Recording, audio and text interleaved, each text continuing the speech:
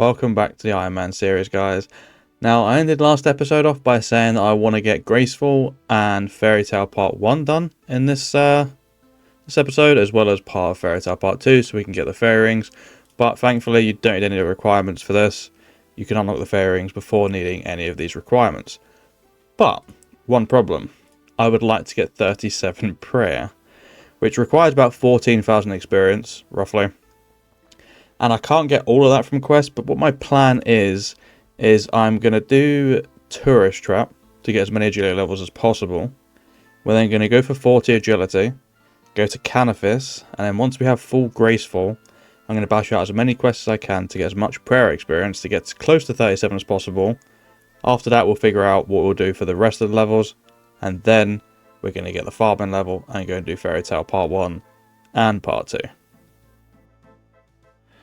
And this is Tourist Trap complete, and we get 2 sets of 4,650 agility experience, and we go from 10 agility all the way to 27. Now we just need to work on getting it basically to 40. I don't think there's any other quests we're going to do. I might look into it, but basically we want to get to 40 so we can do Canifis Rooftop, and then we're going to go for Graceful. There is the Grand Tree complete. I did actually realise I could do this for agility experience. This is a massive amount, also a decent amount of attack experience, as well as Gnome Glider access and a little bit of magic. This puts us all the way to 33 agility, so we only need 7 levels now. Skip quite a few, 44 attack and 30 magic. I have been able to teleport to Varric, for example, for a little bit, but I don't find the Varric teleport too useful at the moment. There's no point in me going on my way to get lore runes or anything, because I can just use the Chronicle. It's just as good. I'll start using teleports when I have Falador teleport, I think, because this is probably the most useful out of all of them. I don't often have to go to Lumbridge, and when I do, I can just use the home teleport every half an hour. Outside of that, like I said, the Chronicle's been absolute godsend, to be honest with you. This helped me get around the world, but when I get the Falador teleport, that's when I'll probably get some lore runes, so I can, start moving about the map a bit more efficiently. And the agility grind begins. And there's a couple more quests I could have done that would have gave me like 1k experience. But honestly, I'd rather just not do them at the moment, because I don't want to run around without Graceful. So I just want to get Graceful out of the way. Yes, I guess technically it would be more efficient to do them now. They give like 1.5k experience, 1k experience. But still, I might as well just get on with the grind and get Graceful done. This is going to be 40 agility. There we go. We're going to finish this lap whilst we're here, because there is a mark of grace on this lap. This one honestly didn't take too long. It was about 14k experience an hour. It took about an hour and a half, 2 hours, I think. I wasn't doing it like fully efficient. I was watching videos at the same time. But now that we've done this, that does mean we can go to Canifis and we can start the actual Graceful grind. I'm not sure how long it's going to take, but I'm expecting about 2 days and I'll have Graceful. It's definitely going to be worth it. It's going to save me so much time in the long run, having Graceful this early in the account. I don't think I've ever had Graceful this early in an account before, and it's definitely something that I wanted to go for as soon as possible when I created this account, and I'm so glad to be starting the grind already. And here we are, home for the next however many hours it takes to get 260 marks of grace. We're starting off with 18, which is honestly not a bad start. We originally got 2 when we got to 10 agility, and then we got an extra 16 doing the rest of it to 40. So time to get another 232. I think, nope, 242. I cannot math. This is going to take a long time. 242 marks of grace later. We have a total of 260 marks of grace, which means we can buy full Graceful, which is very, very nice. I am so happy to have full Graceful on the account already. That is going to be so damn nice. Just so you guys know, we got to 59 agility, 10k away from 60, and we can look at grace and it can show exactly how many laps we've done. So we've done 933 laps at Canifis. Honestly, it wasn't as bad as I thought it was going to be. I thought it would take a bit longer, but honestly, we bashed through it very, very quick. But now that we've done that, questing is going to be a lot easier. So next on the agenda is 43 prayer for all the protect prayers. So let's get it. A little side note I want to add, just whilst I'm collecting the items for Ghost Ahoy. I have started using the GPU plugin on Moonlight, just to make the game look a little bit smoother and better on the eye, not only for my experience, but also for your guys' experience. I've turned off pretty much every setting other than obviously the actual smoothness of the way things look, as well as the FPS. All I wanted to do was uncap FPS and have it look slightly smooth. I didn't care about any other settings. But I thought I'd let you guys know, so that's why the game might look a little different now. Ghost Ahoy complete, 2400 experience, and the exo file puts us at 31 pro. Here we go. So, I want 43 prayer, and there's a couple more quests I could do to get some prayer experience, but they're very minimal, and I genuinely don't actually think it's worth the time. So, we're geared up. This is our gear. It is awful. We started Dragon Slayer 2 so we could get an anti-dragon shield, and we are going to go to Tavoli Dungeon, and we are going to kill blue dragons until we have enough dragon bones.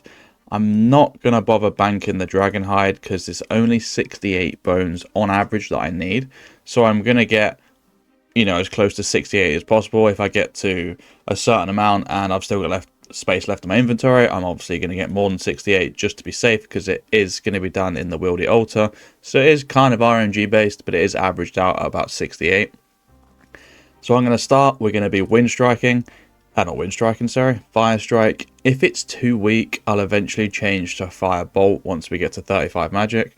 But I also thought this is a good way of training some magic, because we need to get those levels up there for the teleports, the high alch and stuff like that. So we're starting with 0 bones. I'll see you guys when I have enough bones to get 43 pro. So I'm halfway through my first strip of the blue dragons. This is how I'm safe spawning, by the way. In Tavoli Dungeon, this tile here, if you stand here, you can safe spot both this dragon here and also the one to the left with no issues whatsoever.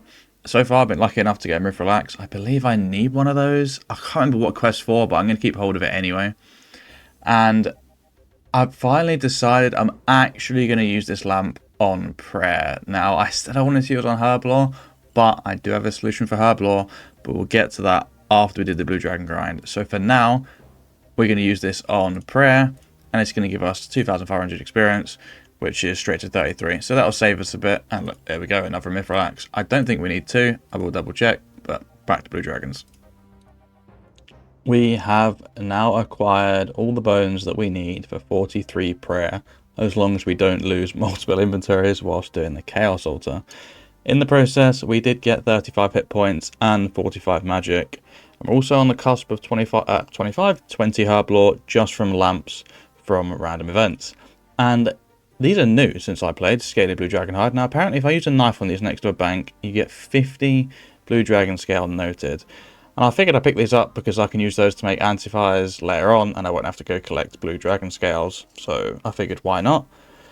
But next, we need to figure out how we're going to get to the Chaos Altar so early. Now, we could just run straight into the wilderness and go all the way up to the Chaos Altar.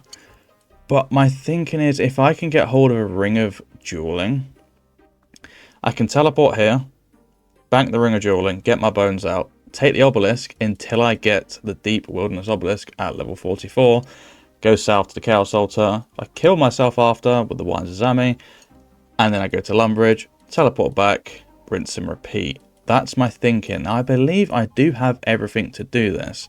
I just need to get hold of a chisel, and I think I can craft myself a Ring of Dueling. So let me see if I can do that real quick.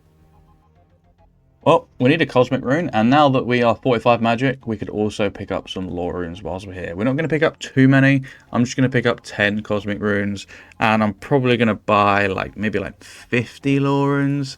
We're not too bad about money right now, but this will give us access, to being able to teleport around the map and do quests a lot easier, especially having Camelot teleport now, as well as Falador. Those are 2 previously places that took a while to get to, because I had to either run from Varrock or run from Ardy to get to either one of them. So that's really nice.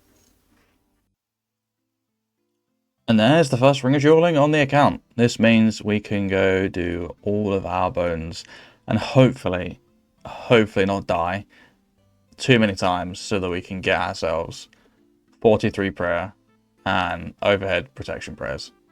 Let's get it done. So here we are. I believe this is the part that we find out what 3 items we need. And I can't lie, I don't actually remember what's bad and what's not. But I do know that a blue dragon scale is one of them. We're going to skip through this and we're just going to look at what it tells us that we need. I just saw blue dragon scale in there. Okay. That's one. Okay, so what we need an irit leaf, a blue dragon scale, and a mosquito proboscis. I've heard the mosquito proboscis is kind of annoying. I'm not sure if I have to go out my way to get that, but I've already got a blue dragon scale. An irit leaf, I think I'm going to have to gain access to Nadar and get that cleaned. I do believe an irit leaf requires higher herblore than I have. Honestly, don't remember. Yeah, I need 40 herblore, which I don't have. You know what? It's not a terrible list. I'm going to look into how I get all of that, and we're going to go get those items real quick. So we've just started the grind for the mosquito proboscis. 2% favor. And look what I've got in my inventory.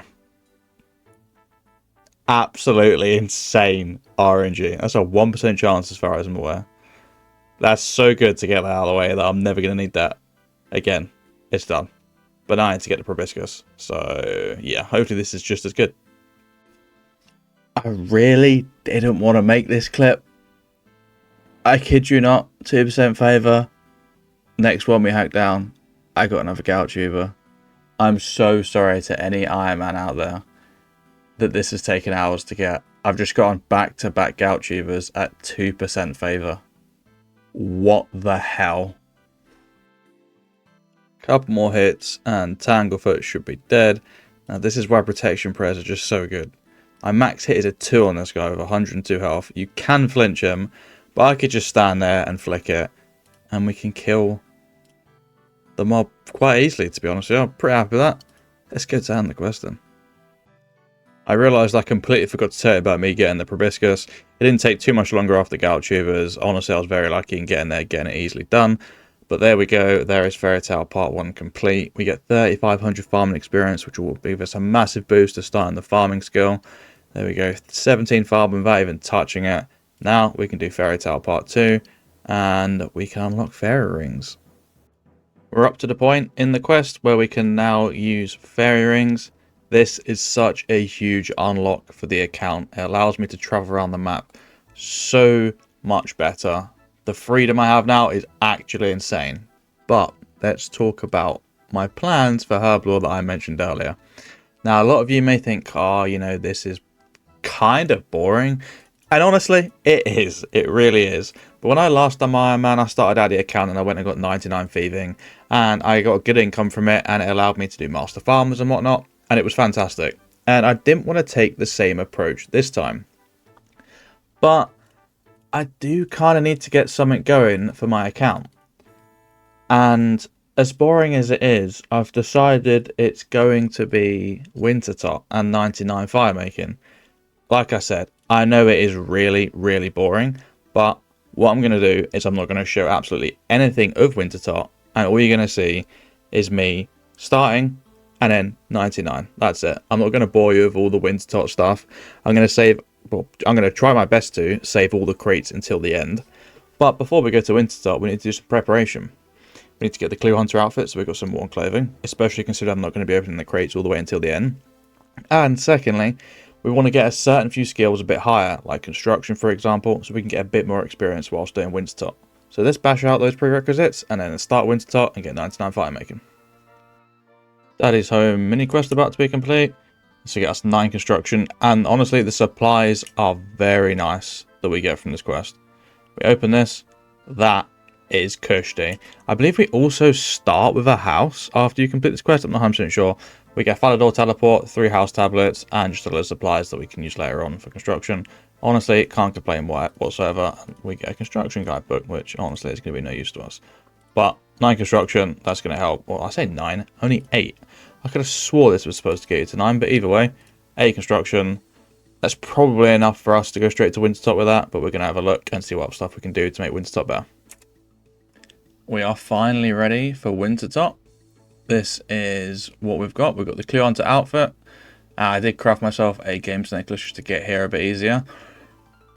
We are going in with these stats here. I'm not too worried about getting anything up any higher. We've got fletching at 10. We've got construction at 8. I don't really mind about what fish we get, because eventually I'm just going to get loads of carrot and and anglers anyway. So it's only going to be like a little boost early on for food and cooking, which doesn't really matter. But this is what we're going in with. So look at the stats, and the next clip you're going to see me with 99 fire making. So let's go straight to it.